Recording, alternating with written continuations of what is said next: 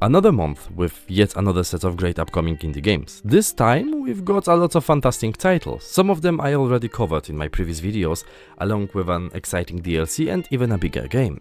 This month is looking really good, and I'm eagerly waiting to show you what I found. So sit back, grab your drinks and snacks, and let's jump into the list, and remember that the games are placed based on the release date. But before we dive in, don't forget to leave a like and subscribe to my channel. Also, if you want to support my work, consider becoming a channel member and join my Discord server. Thanks. Let's start our list with this interesting game. Kitsune Tails is inspired by Japanese mythology. It's your typical platformer game where you will jump, run and dash across obstacles. It looks like a classic old platformer and I am here for it. I love when games have a retro aesthetic, so yeah, this looks good. You will explore various worlds, learn new elemental powers to help you find secrets, use cute outfits and many more. This game looks really good, and if you love classic platformers, I think you will have fun. I covered this game a few times already. Mistria is an enchanting village nestled between a forest and the sea, where you are offered an overgrown yet full of potential homestead in exchange for your assistance. So yeah, basically you are getting an old shack and you are obligated to help people. This game is your typical life sim game, a spiritual successor to classic farm sim RPGs, so if you enjoyed Stardew Valley or other similar titles, then you will have a lot of fun. I hope so. You can create your dream farm while uncovering magic, romance and adventure. Customize your character and farm, engage in farming, fishing, mining and crafting to rejuvenate the town. Choose from 12 marriage candidates to start a family, raise animals and unlock helpful magic. Enjoy diverse seasons with quest festivals and village stories, and explore ancient ruins for battles and treasure. Now something for people who enjoy Traveler's Rest. This is your tavern management sim but in 3D. There are lots of similar games at the moment. It seems to be a trend where we get shop management sims, and don't get me wrong, I really love this. I've spent a lot of time in games like Car Mechanic Simulator or Gas Station Simulator and many more. So these types of games have a special place in my heart. So there's not much to say really. You will renovate your tavern, buy or acquire resources and earn money to upgrade your place. You will cook delicious meals and the cooking looks great. I really like the interactive mechanics in games like this. Brew beer and serve your customers. You can make your tavern as atmospheric or as simple as you want. You have to keep an eye on the time, orders and customers so you can become a famous tavern master. Invert Studios is known for their creativity in making games, and if you played Effie, you probably know what I mean. This game is published by 11-bit Studios though, the already bigger Polish studio that made a lot of great games like Frostpunk for example. In this one, we will go on an adventure to save some creatures. We will explore the planet of Ava with 4 distinct ecosystems, bustling with life, tame over 20 wild creatures, meet Ava's inhabitants and save them from an infection called the Withering. This game looks beautiful and it offers an immersive journey through a densely populated alien world. It offers a deeper understanding and connection with things you encounter on your way, so it is not your typical creature collecting game. You will be challenged to step out of your human-centric point of view and look at things the other way to help you save something you don't fully understand. A classical blackjack game, you would say, but no, not really. This title makes you battle through a city tavern filled with gambling, addicted townspeople. This game breaks from traditional card mechanics and lets you pick classical cards, but with a twist. Hearts are for healing, spades offer you some protection, diamonds are for more currency for shop purchases, and clubs for extra damage. You can fill your decks with anything you want, even tarot cards, business cards, birthday cards, hall passes, and many more. You will get through patrons, purchase additional cards, open booster packs, and so much more. This game offers endless possibilities to play with unique and interesting decks, and you know what? The idea of merging traditional cards with some unexpected additions like birthday cards is so good. I really like this one and I'm eagerly waiting to play it. Step into the life of Bearnard, a brave bear on a mission to reclaim the legendary bow and defend his treasured woodland from looming threats. This title offers a classical platforming experience coupled with turn-based combat and deck-building mechanics. I am really surprised by how this game looks, as I initially thought it was your typical platformer game, but no, You will discover a vast collection of cards and use their special abilities to complete your journey. Explore diverse terrains like forests, snowy mountains, caves and even dark dungeons, each filled with unique challenges, obstacles and enemies.